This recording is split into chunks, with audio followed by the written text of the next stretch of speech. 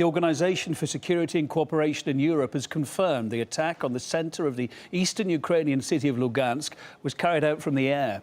8 civilians were killed and 28 injured after an army airstrike on the local administration building there, according to local self-proclaimed authorities. Plenty of amateur video is circulated online. Let's take a look at what we've got so far.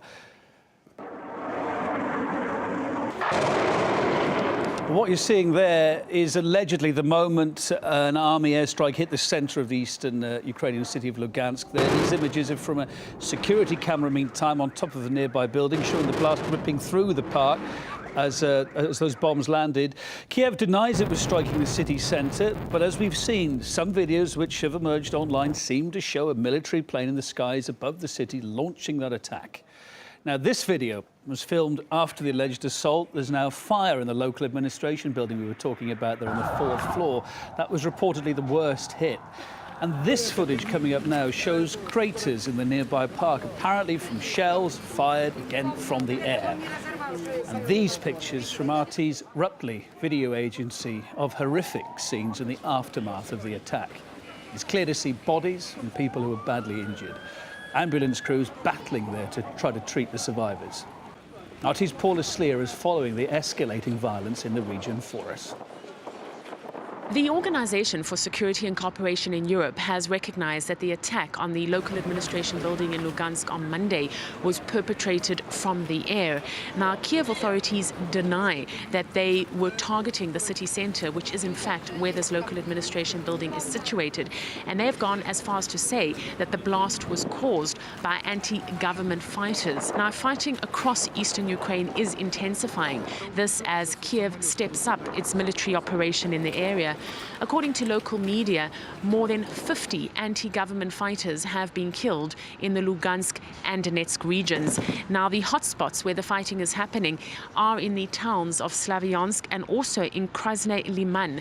Now, we're hearing that there a local hospital has been shelled and that at least one doctor has been injured. The reports we are receiving suggest that the Ukrainian army entered the town amid heavy artillery fire. Now, we are receiving reports that there are fears of civilian casualties. As for Slavyansk, the fighting at the moment is predominantly on the perimeter of the town and also in small villages around Slavyansk. And here we're hearing reports that missile attacks have been taking place, artillery fire and air raids, and that these are happening from helicopters as well as fighter jets. As the fighting intensifies on the ground, so does the humanitarian crisis grow. And we caught up with the most vulnerable of vulnerable, children in an orphanage in the city of Donetsk. These are the faces of Ukraine's most vulnerable, children abandoned by their parents and suffering from HIV/AIDS. While they're too young to understand they're sick, they're not too young to not feel fear. The problem is that a jet flew over, dropped bombs, and now all the children, when they go out, they look at the sky asking who will come. Will they shoot or not?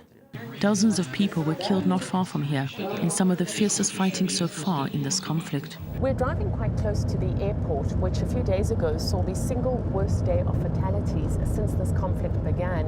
We're taking all the back roads so as to avoid the checkpoints that have been set up in the area.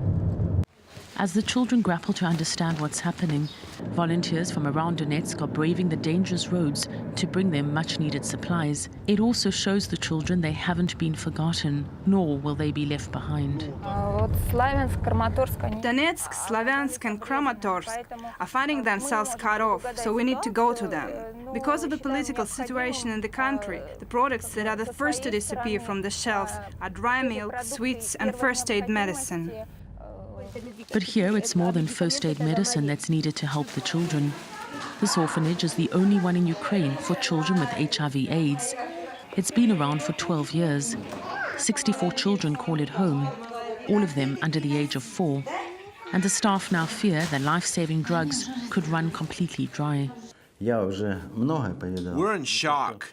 We have an honor to look after the children. I saw a lot of things in my life, but the fear that these children are experiencing is very sad. As the humanitarian situation deteriorates by the hour, the supplies, pitiful as they are, bring a grateful and spontaneous smile. Paula Sleer, RT, Donetsk, eastern Ukraine.